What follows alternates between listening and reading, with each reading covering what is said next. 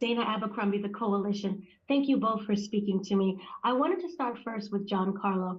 I wanted to know, with the mayor, when would you say or could pinpoint was the moment that he became corrupt? Or was he someone who was always corrupt?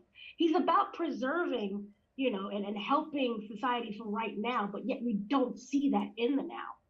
Well, I don't know whether you really see his corruption. I think he's trying to do things in the right way, dealing with a system that's corrupt.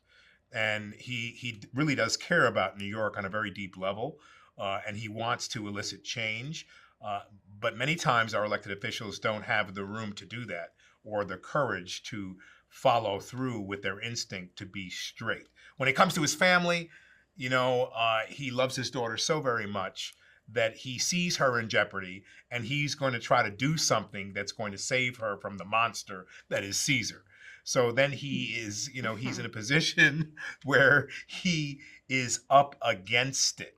And so he tries to, his system of blackmail to allow his daughter to have to preserve her for what he thinks she should be. And it all flips on him, and he then has to change himself. So I love this particular character because he does have to get to a place where he sees things differently, convinced by Julia, and understanding that the new world will leave him behind if he doesn't want to take part in it. Wonderful. For Nathalie, what's interesting is she's able to see so much in both Caesar and her father. But what I want to know is that what are her hopes and dreams aside from the other people? I think Julia wants to be useful. She wants to help people. I think the good thing about all of these characters is that they all want to help others.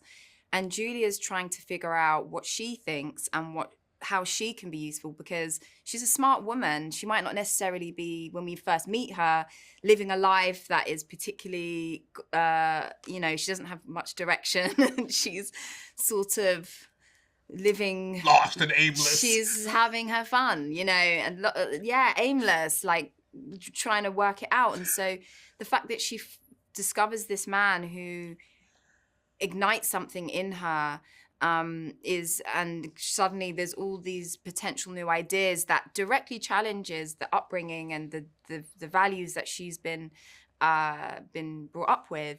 It's a very it's a really complex character to get to play. And I think she ultimately, just like her father, just like Caesar, she wants to see a better future, and she's just working out how to do that and what she thinks. And I think that's what she wants, And then kind of for anyone who wants to answer with this, I was wondering, this seems to be very important even for today's time. I was wondering, do you view this movie as the cyclical nature of what we go through in terms of power, influence, and greed? Or is it something that can be beaten? The power, influence, and greed, can that be beaten? Yes, in terms of how each, the downfall and the rise of society. Look, we go through these repeats in our society. The story is an ancient story of Caesar and Cicero.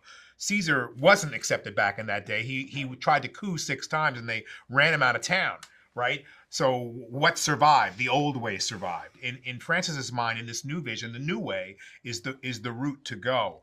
Look, I think it lies very deeply within each and every one of us to ask ourselves if we're truly being honest about what our future looks like.